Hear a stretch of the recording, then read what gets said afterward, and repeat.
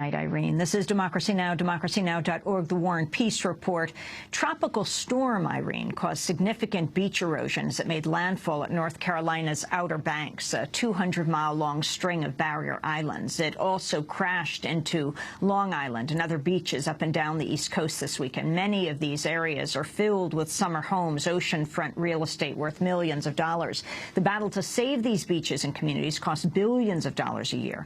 For more, we're going to Philadelphia to speak with Ben Kalina, who just came back from Long Beach Island, New Jersey, covering the effects of Hurricane Irene. He's associate producer of the documentary called A Sea Change and is working on another documentary about developing barrier islands titled Shored Up. Ben is also a Vermont native, which is being so hard hit as we speak. Ben Kalina, talk about Long Beach Island, New Jersey, and what it means for global warming, for the environment, these barrier beaches being developed. Sure. Well, Long Beach Island, New Jersey is about 18 miles long and at some points as narrow as 2 blocks and on average about 3 feet above sea level. And, if that gives you a picture of, what the island looks like, from above you can see that it's basically a thin strip of sand that lies in the ocean just off of the coast of New Jersey. And, barrier islands like Long Beach Island cover about 13%, 15% of the world's coastlines.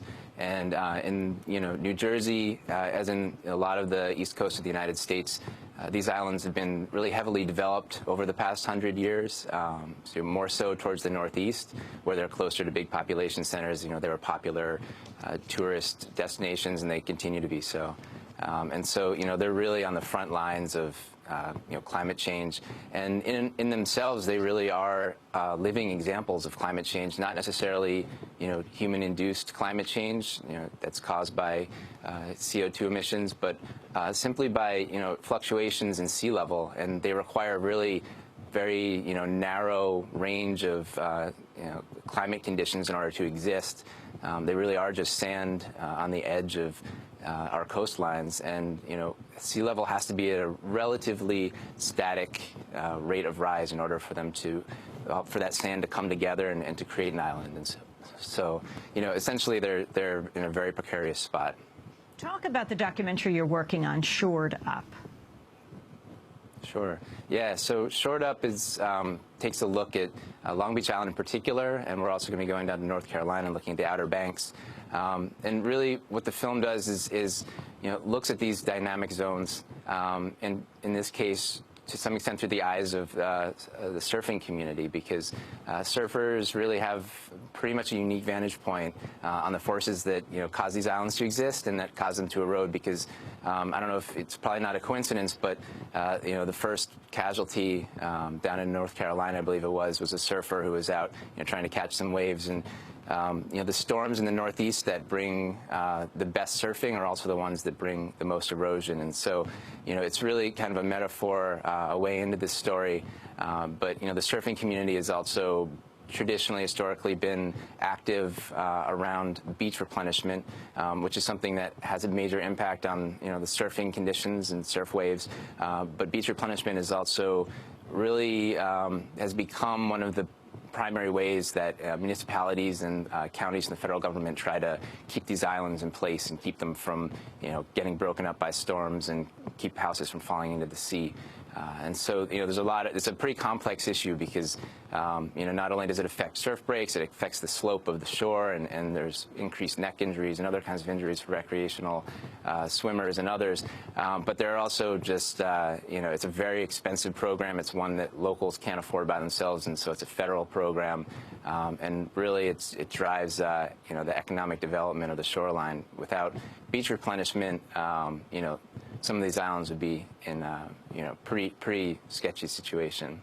What do you think should happen with these barrier islands, Ben Kalina? What do I think should happen? Well, I think that there needs to be a little bit of a wider, sort of like Bill McKibben and Governor Shumlin were both talking about. Really, we need to understand that these islands are extremely vulnerable, and beach replenishment is something that can work in the short term. It can work in the medium term. But when I was on Long Beach Island this past weekend, I was at the Emergency Operations Center with the Beach Haven Police Force, and you really got the sense that.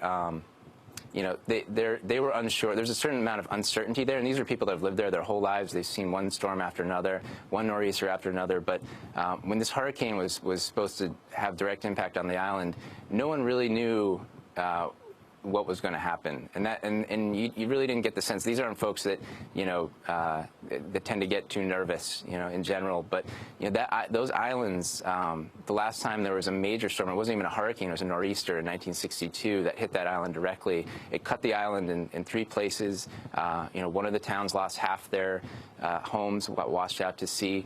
And as sea level rises, and it rises, it's been rising 12 to 18 inches a year just based on glacial melt.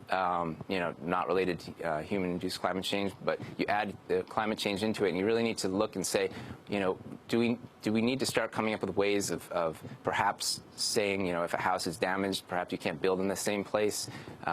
Maybe that house needs to be, maybe nature needs to take its course, but there need to be some calculations that look to the future and say, maybe beach replenishment is not the answer here. Maybe jetties and groins are not the answer here. Maybe there's, in order to avoid massive casualties and loss of life and loss of property in the future, we need to start taking a little bit different look at how we develop these islands.